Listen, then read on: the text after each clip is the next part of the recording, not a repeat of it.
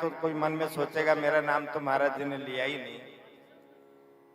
मैं सबसे ये प्रार्थना करना चाहता हूं, देखो हमारे गुरुजी एक भजन गाया करते थे, तारा है सारा जमाना प्रभु हमको भी तारो, कोई तो करके बहाना।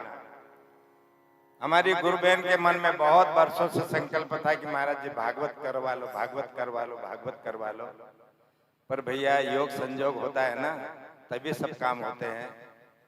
तो भागवत का एक बहाना था। मैंने मन में ये संकल्प किया कि मैं ऐसे किसी को बुलाऊंगा कि आप लोग यहाँ आओ, हरिद्वार पधारो, कथा हम करा रहे हैं तो आएंगे, लेकिन आप नहीं आ पाते। तो बहाना क्या था? भागवत का।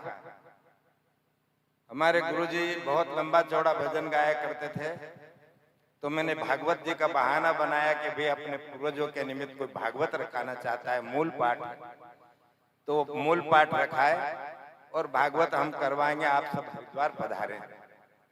तो मेरे को 8 नाम की स्वीकृति भक्तों ने दी। उसके बाद तो 3-4 नाम और आए, तो मैंने हाथ जोड़ लिया कि भैया अब मैं इतने ब्राह्मणों को कहाँ से बुलाऊंगा, जो इस समय हो गए हैं हाजिर उनके लिए मैं ब्राह्मणों का व्यवस्था कर लूंगा। क्योंकि 17 साल से मेरी राम कुटिया में खंडूरी जगदीश करके पंडित रहता है, और ये बेटा जो मेरे पास में खड़ा है ना, बचपन से ही मेरे पास रहा है। माता पिता ने तो उसको पैदा किया, लेकिन हमने इसको बहुत वर्षों तक पाला पोसा। तो कहने का भाव ये, भाई हमारे मन में इसको कहा बेटा तू 4-5 पंडितों की व्यवस्था करना, इसने भी की। और आप सबके सहयोग से मध्य प्रदेश से भी आए, राजस्थान से भी आए, गुजरात से भी आए, बॉम्बे से भी आए, और हमारे नागपुर से भी आए। हमारी बेटियां 4 साल तक बड़ी छोटी थी, अमृतानंद जी दोनों को स्कूटर पे बिठा के ले जाते थे और कहते थे कि उधम करी तो मैं नहर में फेंक दूंगा दोनों को, ऐसा धौंस भी देते थे। तो ये इसके हाथ से पले पोसे हैं, और आज उसकी शादी हो गई, और वो बेटी और उसकी सासू माँ आई। मुझे बहुत खुशी हुई है कि चलो भगवान ने बड़ी कृपा की इन पे कि माँ भगवती के किनारे ये सब कथा सुनने के लिए आए। भैया कलयुग में और कोई सार नहीं है। हमने 84 लाख योनि ना भुगत भुगत के बहुत भटके हम इस जीव, हर जीव। एक सुंदर कवि ने बहुत सुंदर लिखा है, तात मिले पुनि मात मिले, सुत भ्रात मिले युवती सुखदाई, राज मिले गज बाज मिले, सब साज मिले मन वांछित पाई, लोक मिले सुर लोक मिले, विधि लोक मिले, बैकुंठ हूँ जाई, सुंदर और मिले सभी सुख। जितने सुख गिनाए हैं वो आपको सब मिलेंगे, लेकिन संत समागम दुर्लभ है। ये संतों का समागम बहुत दुर्लभ है। संत समागम हरि कथा तुलसी दुर्लभ दोय। संतों का समागम और ये इनका मिलना बहुत दुर्लभ है। और भैया कलयुग का तो मैं क्या बखान करूं। लोग सोचेंगे हम सतयुग में पैदा होते बहुत अच्छा होता है, कोई सोचते हैं त्रेता में पैदा होते तो अच्छा होता है, कोई सोचते होंगे द्वापर में। पर भैया कलयुग समयुग आन नहीं, जो नर कर विश्वास, गाय राम गुण गण विमल भवतर भी नहीं प्रयास।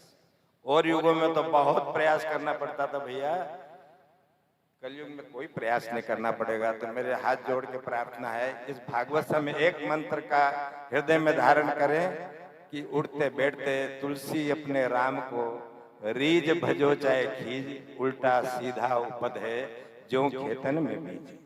भगवान का नाम कैसे भी लो आपका उद्धार होगा। मेरा उद्देश्य यही था कि भैया पूरे भारत में मेरा सब परिवार है, और सबको मैंने जिसको भी कहा सब आए, और किसी को सोने की जगह नहीं मिली, किसी को बैठने की नहीं मिली। अभी हमारे दिल्ली से आए हैं भगत, और इतने प्यारे भगत है भैया कि जैसे आपके यहाँ साग सब्जी की दुकान होती है ना, ऐसी उनकी सोने चांदी की दुकानें हैं। 1 2 4 भी नहीं, 10 5 दुकानें होगी। और मेरे प्रार्थना से बेचारे अभी आ गए। और एक हमारे ऐसे अन्नदाता में नाम लूंगा तो बहुत संकोच होगा, आज से नहीं 40 वर्ष से जगत गुरु उदासीन आश्रम, राम कुटिया और गुरु कृपा में कितना कम से कम 40 कुंटल गेहूं देते हैं। और ऐसा देते हैं कि आप चक्की में जाके पिसवा लो। वो कहते हैं सर तो कौन साफ करेगा। ऐसे ऐसे दाता है आप लोगों में भैया, मैं उनका नाम लूंगा तो बेचारे बहुत संकोच करेंगे वो। तो मैं माँ गंगा से प्रार्थना करता हूँ आप सब मेरे प्रति सब प्रेम भाव बनाए रखे। तो मुझे भी अब मैंने गुरु कृपा की गद्दी अपने अमृतानंद जी को दी है। अभी जनवरी में कुंभ आएगा महाप्रयागराज का, तो मेरी प्रार्थना है आप सब भक्तों से कि इस बच्चे को सहयोग देना। तो ये वहाँ कैंप लगाएगा और अब साहब प्रयागराज में गंगा का स्नान करना और आनंद लेना। मैं कौन कौन से उद्गार आपको सुनाऊं। परमात्मा सबको सुखी रखे और खूब आनंद करो। आपने बहुत सुना है, मैं सुनाने के लिए खड़ा नहीं हूँ। मैं क्षमा प्रार्थी हूँ कि किसी की व्यवस्था में कोई कमी हो तो मुझे क्षमा करना। आप अपना घर समझ के। मुझे एक व्यक्ति की बहुत याद आती है, उनका मुझे तो नाम भी भूल गया। जगत गुरु उदासीन आश्रम में रहता था, बाजू का मकान हमने ले लिया तो वहां की जगह उस परिवार को मैंने ठहराया। मैंने कहा बाबूजी आपकी कोई सेवा नहीं कर पाया। बोले महाराज जी सिर ढकने के लिए हमको छत तो मिल गई ना, हमको कमरा मिला नहीं मिला, अटैच नहीं मिला, उसका हमको दुख नहीं है। तो भैया जो भी टूटी फूटी सेवा आपको मिली है मैं सबसे क्षमा प्रार्थी हूँ, जैसे भी बन सका। और भगवान से मैंने देखो यही हमारे समाज को मैंने 2010 के कुंभ में प्रेरणा दी। मैं यहाँ समाज का नाम लेता ना कि आप कौन से समाज से हो, तो मैं कहता खाती हूँ समाज से हूँ, तो सुतार को समझते थे। मैं उनसे कहता था ना भाई ये चंद्रवंशी क्षत्रिय समाज है, और उसको प्रेरणा दी तो आज ये बगीचा ऐसा लग गया कि आप लोग सब इसमें सुख ले रहे हो। और एक मेरा बेटा जो सामने खड़ा है उसको 24 घंटा कोई सोने नहीं देता। भाई शेखर ये आए हैं, भाई शेखर ये आए हैं, हो महाराज जी, हो महाराज जी, हो महाराज जी। अभी सफाई करवाता हूँ कमरे के, अभी ये करता हूँ, कभी ये। सब ने बहुत सुख दिया है। और भैया देखो मेरे से कुछ भी नहीं होना था, अब मैं तो 80 से ऊपर मेरी उम्र हो गई।